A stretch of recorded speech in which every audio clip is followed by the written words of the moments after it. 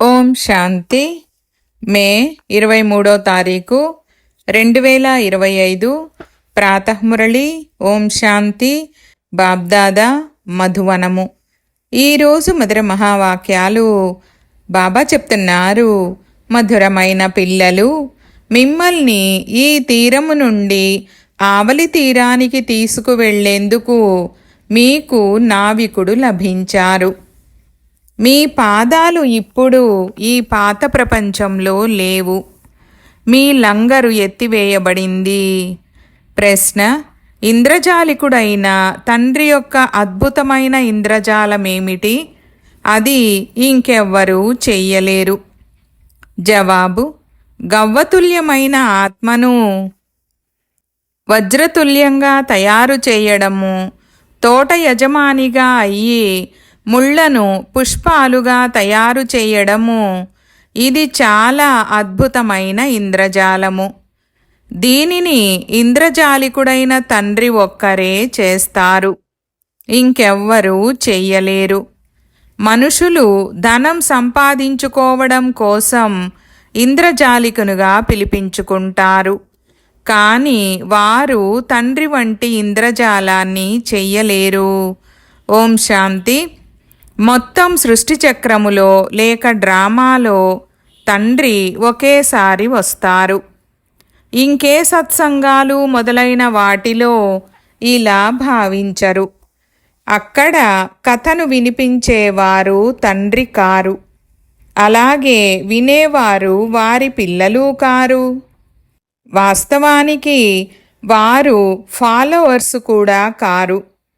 ఇక్కడైతే మీరు పిల్లలు కూడా, స్టూడెంట్స్ కూడా మరియు ఫాలోవర్స్ కూడా. తండ్రి పిల్లలను తమతో పాటు తీసుకువెళ్తారు.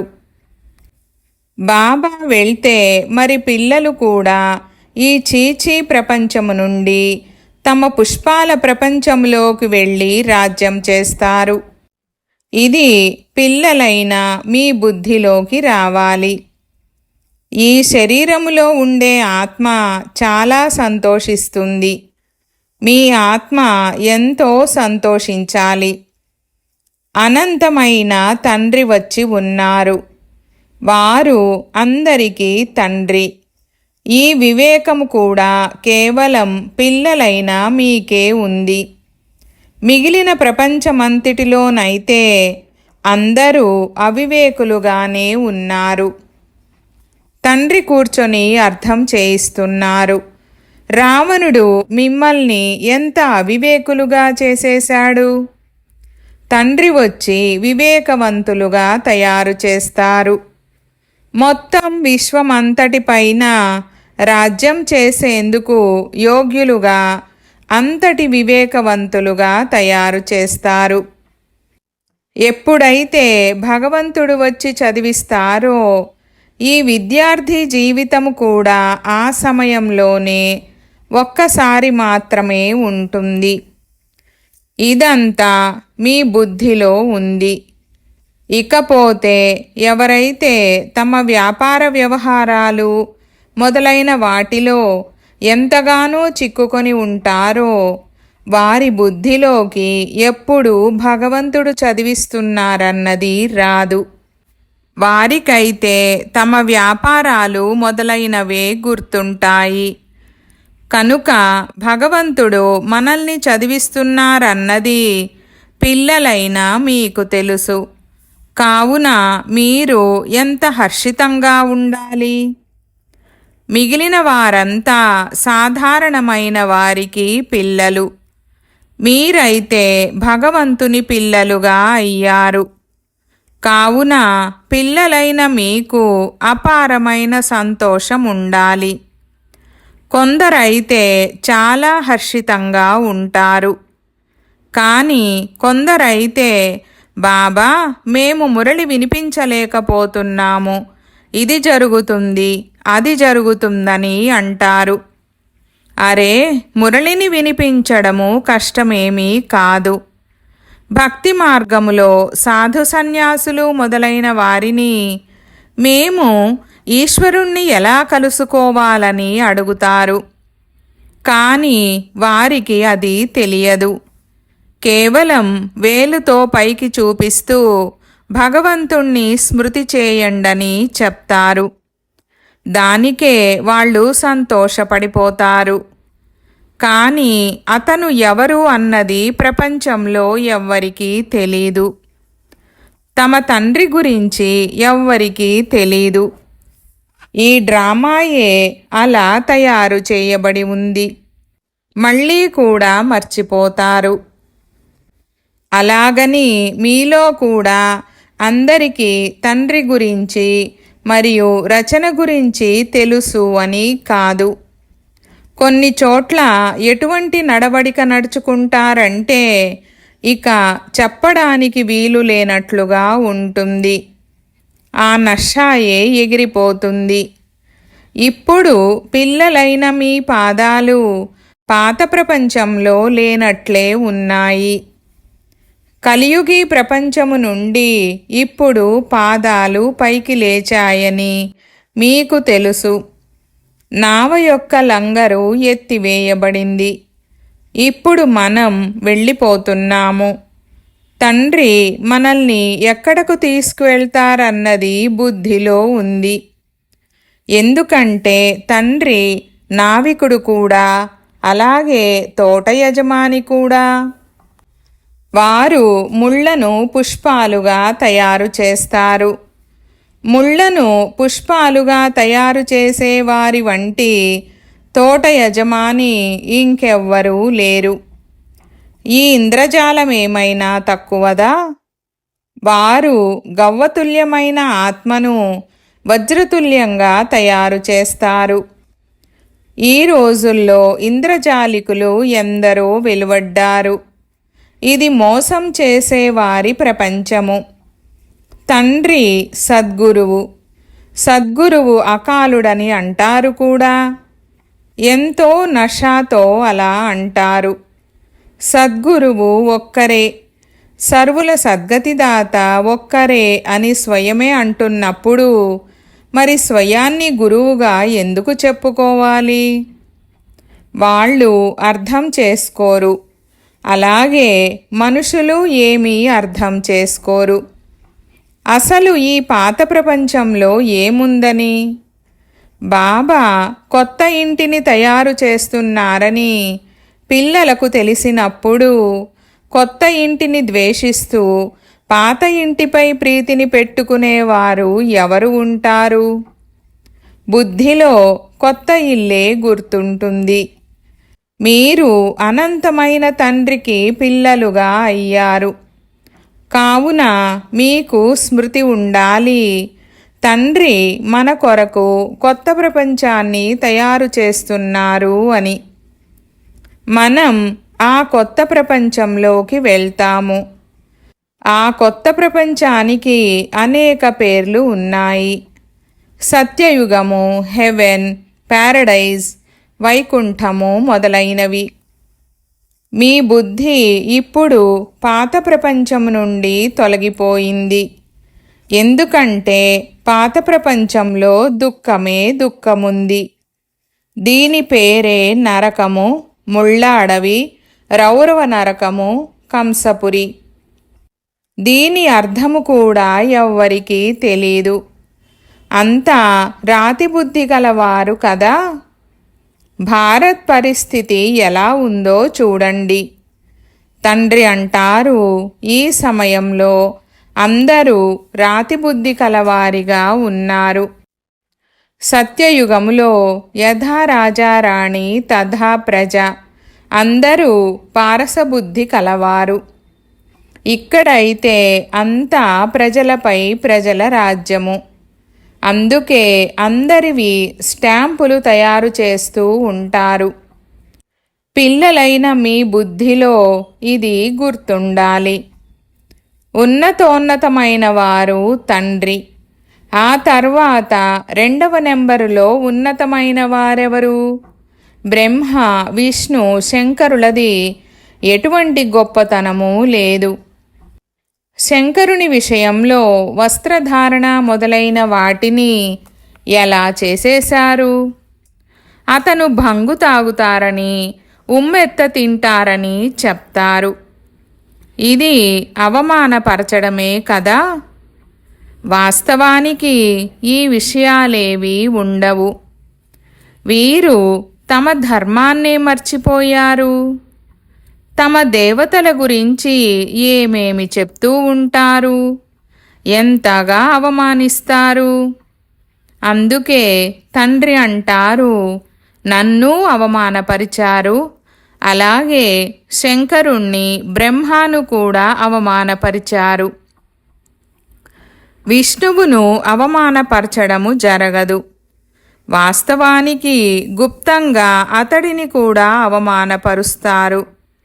ఎందుకంటే విష్ణువే రాధాకృష్ణులు. ఇప్పుడు కృష్ణుడు చిన్న పిల్లవాడు కావున తాను మహాత్ముని కంటే ఉన్నతునిగా మహిమ చేయబడతారు. ఈ బ్రహ్మ అయితే తర్వాత సన్యసిస్తారు.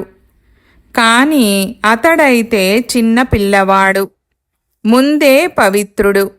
అసలు అతడికి పాపము మొదలైన వాటి గురించి తెలీదు.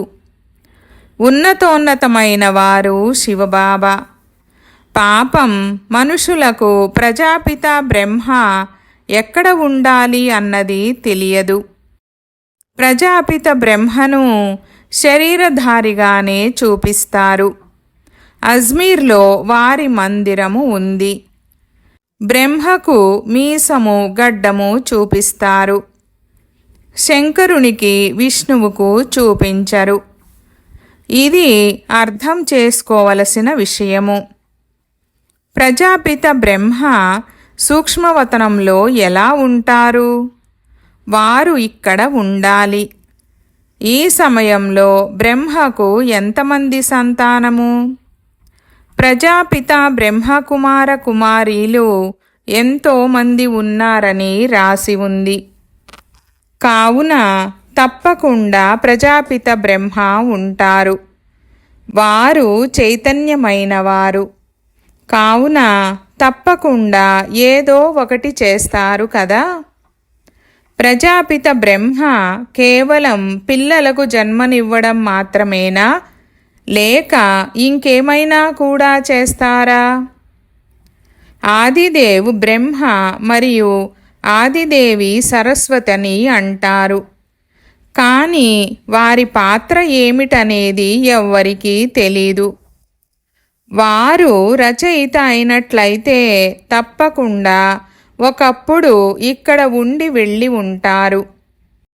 తప్పకుండా బ్రాహ్మణులను శివబాబా దత్తత తీసుకొని ఉంటారు. లేకపోతే బ్రహ్మ ఎక్కడి నుండి వస్తారు? ఇవి కొత్త విషయాలు కదా. ఎప్పటి వరకైతే తండ్రి రారో అప్పటి వరకు వీటి గురించి ఎవ్వరూ తెలుసుకోలేరు. ఎవరికి ఏ పాత్ర ఉంటే వారు అదే అభినయిస్తారు. బుద్ధుడు ఏ పాత్రను అభినయించారు, ఎప్పుడు వచ్చారు, వచ్చి ఏం చేశారు, ఇది ఎవ్వరికీ తెలీదు. మీకిప్పుడు తెలుసు. అతనేమైనా గురువా, టీచరా, తండ్రా? కాదు. వారు సద్గతినైతే ఇవ్వలేరు. వారు కేవలం తన ధర్మానికి మాత్రమే రచయిత, అంతేగాని గురువు కాదు. తండ్రి పిల్లలను రచిస్తారు, తర్వాత చదివిస్తారు. ఇక్కడ తండ్రి, టీచర్ మరియు గురువు ముగ్గురు వీరే. కావున మీరు వీళ్ళని చదివించండని ఇంకెవ్వరికి చెప్పరు. ఈ జ్ఞానము ఇంకెవ్వరి వద్ద లేదు. అనంతమైన తండ్రే జ్ఞానసాగరుడు. కావున తప్పకుండా వారు జ్ఞానాన్ని వినిపిస్తారు. తండ్రే స్వర్గరాజ్య భాగ్యాన్ని ఇచ్చారు, ఇప్పుడు మళ్ళీ ఇస్తున్నారు. తండ్రి అంటారు, మీరు మళ్ళీ 5000 సంవత్సరాల తర్వాత వచ్చి కలుసుకున్నారు. పిల్లలకు లోపల సంతోషముంది. ఎవరినైతే మొత్తం ప్రపంచమంతా వెతుకుతుందో వారు మాకు లభించారు. బాబా అంటారు, పిల్లలు, మీరు 5000 సంవత్సరాల తర్వాత మళ్ళీ వచ్చి కలుసుకున్నారు. పిల్లలంటారు, అవును బాబా, మేము మిమ్మల్ని అనేకసార్లు కలిశాము. మిమ్మల్ని ఎవరు ఎంత కొట్టినా చేసినా లోపలైతే ఈ సంతోషము ఉంది కదా. శివబాబాను కలుసుకున్న ఈ స్మృతి అయితే ఉంది కదా. స్మృతి ద్వారానే ఎన్ని పాపాలు కట్టవుతాయి. అబలలకు, బంధనంలో ఉన్న వారికైతే పాపాలు ఇంకా ఎక్కువగా కట్టవుతాయి. ఎందుకంటే వారు శివబాబాను ఎక్కువగా స్మృతి చేస్తారు. అత్యాచారాలు జరిగితే బుద్ధి శివబాబా వైపుకు వెళ్ళిపోతుంది. శివబాబా రక్షించండి అని అంటారు. స్మృతి చేయడం మంచిదే కదా. రోజు దెబ్బలు తిన్నా సరే అప్పుడు శివబాబాను స్మృతి చేస్తారు కదా. కావున అందులో లాభమే ఉంది. కావున అటువంటి దెబ్బలపై బలిహారమైపోవాలి. దెబ్బలు పడుతున్న ఆ సమయములో స్మృతి చేస్తారు. గంగాజలం నోటిలో ఉండాలి, గంగా తీరముండాలి, అప్పుడు తనువు నుండి ప్రాణం పోవాలని అంటారు. మీకు దెబ్బలు పడినప్పుడు బుద్ధిలో పరమాత్మ మరియు వారసత్వము గుర్తుండాలి, అంతే. బాబా అని అన్నట్లయితే వారసత్వము తప్పకుండా గుర్తుకు వస్తుంది. బాబా అని అన్నప్పుడు వారసత్వము గుర్తుకు రాని వారు ఇంకెవ్వరూ ఉండరు. తండ్రితో పాటు ఆస్తి తప్పకుండా గుర్తుకు వస్తుంది. మీకు కూడా శివబాబాతో పాటు వారసత్వము తప్పకుండా గుర్తుకు వస్తుంది.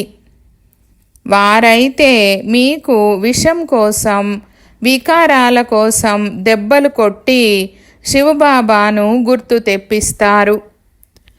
మీరు తండ్రి నుండి వారసత్వాన్ని పొందుతారు. పాపాలు కట్టయిపోతాయి. ఇది కూడా డ్రామాలో మీ కొరకు గుప్త కళ్యాణమే. ఏ విధంగా యుద్ధము కళ్యాణకారి అని అంటారో అలా ఈ దెబ్బలు కూడా మంచి కొరకే కదా. ఈ రోజుల్లో పిల్లలు ప్రదర్శిని మరియు మేళా సేవల పట్ల ఎక్కువ శ్రద్ధ పెడుతున్నారు. నవనిర్మాణ ప్రదర్శిని అన్న పేరుతో పాటు గేట్ వే టు హెవెన్ అన్న పేరును రాయండి.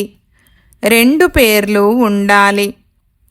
కొత్త ప్రపంచము ఎలా స్థాపన అవుతుంది అన్నదాని ఎగ్జిబిషన్ ఉన్నట్లయితే అది విని మనుషులకు సంతోషం కలుగుతుంది.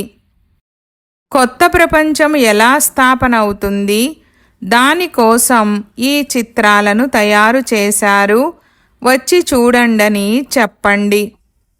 Gate way to new world, ఈ పదాలు కూడా బాగానే ఉంటాయి. ఈ యుద్ధము ఏదైతే జరగబోతుందో దాని ద్వారా ద్వారాలు తెరుచుకుంటాయి. భగవంతుడు వచ్చారని, వచ్చి రాజయోగాన్ని నేర్పించారని గీతలో కూడా ఉంది. మనుషుల నుండి దేవతలుగా తయారు చేశారంటే తప్పకుండా కొత్త ప్రపంచము స్థాపనై ఉంటుంది. చంద్రుని పైకి వెళ్లేందుకు మనుషులు ఎంతగానో ప్రయత్నిస్తారు. అక్కడ అంతా నేల ప్రదేశమే కనిపిస్తుంది. మనుషులెవ్వరూ కనిపించరని ఇంత మాత్రమే అక్కడ గురించి చెప్తారు. ఇక దానిలో లాభమేముంది? ఇప్పుడు మీరు రియల్ సైలెన్స్లోకి వెళ్తారు కదా, అశరీరిగా అవుతారు. అది సైలెన్స్ ప్రపంచము. మీరు మృత్యువు కోరుకుంటారు, శరీరము వదిలి వెళ్ళాలనుకుంటారు. మీరు వచ్చి మీతో పాటు ముక్తి జీవన్ముక్తిలోకి తీసుకెళ్ళండని తండ్రిని కూడా మృత్యువు కొరకే పిలుస్తారు. కానీ పతిత పావనుడు వచ్చారంటే అది మనము కాలుడికే కాలుణ్ణి పిలిచినట్లే అవుతుందని అర్థం చేసుకోరు. బాబా వచ్చారని వారు ఇంటికి పదండని అంటున్నారని ఇప్పుడు మీరు అర్థం చేసుకున్నారు. మరియు మనం ఇంటికి వెళ్తాము. బుద్ధి పని చేస్తుంది కదా. తమ బుద్ధి వ్యాపార వ్యవహారాలు మొదలైన వాటి వైపుకు పరిగెత్తుతున్న పిల్లలు ఇక్కడ చాలామంది ఉంటారు. ఫలానా వారు అనారోగ్యంగా ఉన్నారు, ఏం జరిగి ఉంటుందో ఇలా అనేక రకాల సంకల్పాలు వచ్చేస్తాయి. తండ్రి అంటారు, మీరిక్కడ కూర్చున్నారు. ఆత్మ బుద్ధి తండ్రి మరియు వారసత్వము వైపు ఉండాలి. ఆత్మయే స్మృతి చేస్తుంది కదా. ఒకవేళ ఎవరి కుమారుడైనా లండన్లో ఉంటే అతను అనారోగ్యంగా ఉన్నాడని సమాచారము వస్తే వెంటనే బుద్ధి అటువైపుకు వెళ్ళిపోతుంది. ఇక జ్ఞానము బుద్ధిలో కూర్చోలేదు. ఇక్కడ కూర్చున్నా బుద్ధిలో అతనే గుర్తుకు వస్తూ ఉంటాడు. ఒకవేళ ఎవరి పతి అయినా అనారోగ్యం పాలైతే పత్నికి లోపల అల్లకల్లోలంగా ఉంటుంది. బుద్ధి అయితే అటువైపుకు వెళ్తుంది కదా. అలా మీరు కూడా ఇక్కడ కూర్చుంటూ అన్నీ చేస్తూ శివబాబాను స్మృతి చేస్తూ ఉండండి. అలా చేసినా అహో సౌభాగ్యమే. ఏ విధంగా వారు పతిని లేక గురువును స్మృతి చేస్తారో అలా మీరు తండ్రిని స్మృతి చేయండి. మీరు మీ ఒక్క నిమిషాన్ని కూడా వ్యర్థం చెయ్యకూడదు. తండ్రిని ఎంతగా స్మృతి చేస్తారో అంతగా సేవ చేసేటప్పుడు కూడా తండ్రే గుర్తుకు వస్తారు. నా భక్తులకు అర్థం చేయించండని బాబా అన్నారు. ఇలా ఎవరన్నారు? శివబాబా. శ్రీకృష్ణుని భక్తులకు ఏమి అర్థం చేయిస్తారు? వారికి శ్రీకృష్ణుడు కొత్త ప్రపంచాన్ని స్థాపన చేస్తున్నారని చెప్తే వారు ఒప్పుకుంటారా? రచయిత అయితే భగవంతుడైన తండ్రియే, అంతేకాని శ్రీకృష్ణుడు కాదు. పరమపిత పరమాత్మయే పాత ప్రపంచాన్ని కొత్తగా చేస్తున్నారు. దీనిని ఒప్పుకుంటారు కూడా. కొత్తదే పాతదిగా, పాతదే మళ్ళీ కొత్తదిగా అవుతుంది. కేవలం ఎక్కువ సమయమని చెప్పడం వలన మనుషులు ఘోర అంధకారములో ఉన్నారు. మీ కొరకైతే ఇప్పుడు అరచేతిపై వైకుంఠముంది. తండ్రి అంటారు, నేను మిమ్మల్ని ఆ స్వర్గానికి అధిపతులుగా తయారు చేయడానికి వచ్చాను.